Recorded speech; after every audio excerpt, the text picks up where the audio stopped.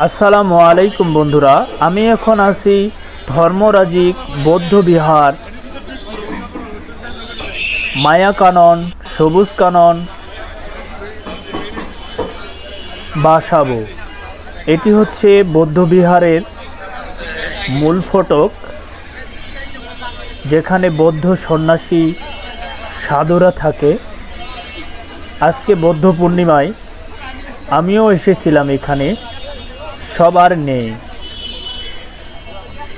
এখানে বৌদ্ধ ধর্মের মানুষসহ আরও বিভিন্ন ধর্মাবলম্বীর মানুষও দেখা যায়।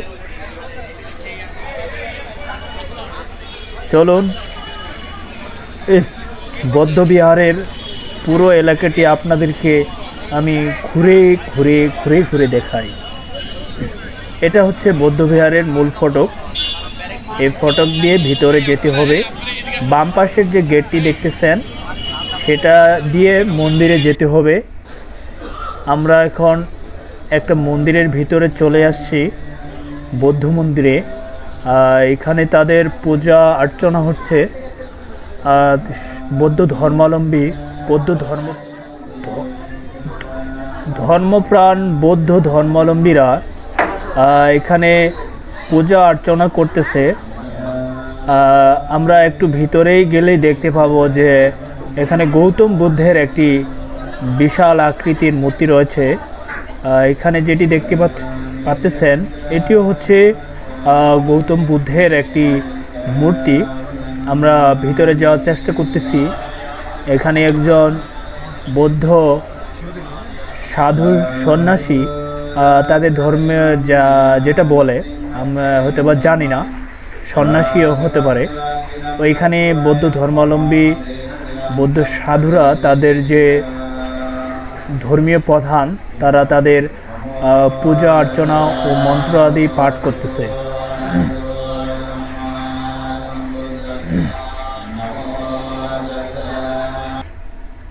গৌতম বুদ্ধের সেই অমর একটি বাণী আমি আপনাদের কাছে শোনাতে চাই। গৌতম বুদ্ধ বলে গেছিলেন যে নিজের মনকে সংযত রাখাই প্রকৃত সুখ এবং দুঃখের কারণ হলো আসক্তি। গৌতম বুদ্ধ আরও একটি বর্তমান ও জীবন দর্শন বাণী বলে গিয়েছেন যে তোমরা কখনো অতীতকে প্রাধান্য দিও না, ভবিষ্যৎ নিয়েও দিবাস্বপ্ন দেখবে না, তার চেয়ে বরং বর্তমান মুহূর্ত নিয়ে ভাবো। আসলেই প্রতিটি ধর্মই শান্তির বাণী বলে, প্রতিটি ধর্মই শান্তি চায়। এর মধ্যে সত্য মিথ্যা বানোয়াট সেটা আপনার বিবেক দ্বারাই যাচাই বাছাই করে চলতে হবে। এখানে আরেকটি জায়গায় আমরা আসছি। এখানেও গৌতম বুদ্ধের একটি বিশাল আকৃতির মূর্তি রয়েছে, আপনারা দেখতে পাচ্ছেন। তো বন্ধুরা, আমাদের ভিডিওটা যদি ভালো লাগে অবশ্যই ফলো দিবেন, লাইক করবেন, শেয়ার দিবেন। আপনারা যত লাইক শেয়ার সাপোর্ট করবেন, তত আরও ঘুরে ঘুরে দেখাতে পারবো।